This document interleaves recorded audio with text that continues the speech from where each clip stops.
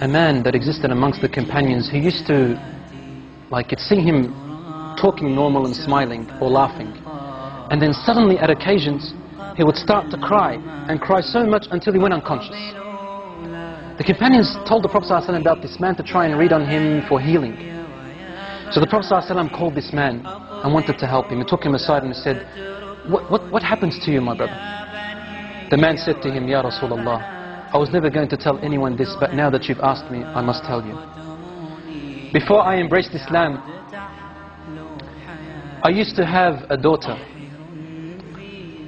And when she was born, I wanted to bury her,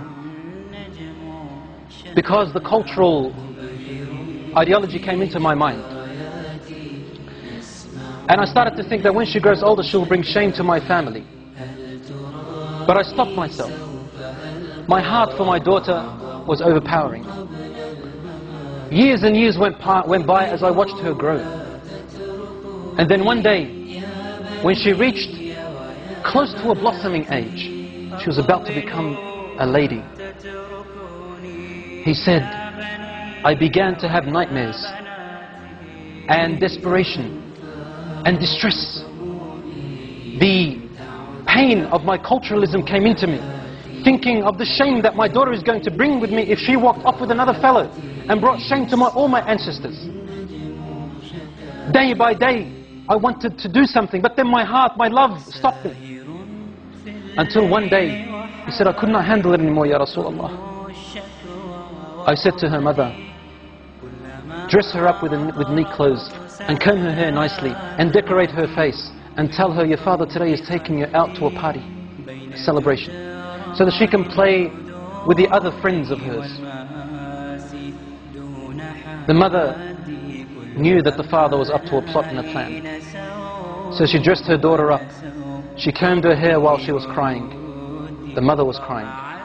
And she powdered her face and made her nice while the mother was crying. The daughter's asking, what's wrong, mother? And the mother would say, nothing, daughter. She's not allowed, otherwise the husband will beat her, or probably even kill her. The daughter said, Daddy's taking me out for a celebration. I love my dad. After decorating her, the father came along in the evening and he took his daughter. The wife grabbed her husband's hand and said to him, and whispered to him, but his daughter could hear. And she said some words that made his heart shiver, and the daughter to remember. لا تضيع الأمانة يا رجل. O man, do not lose the trust. Your daughter is your trust. The man took his daughter away. And on his way, he's thinking to himself, what am I going to do?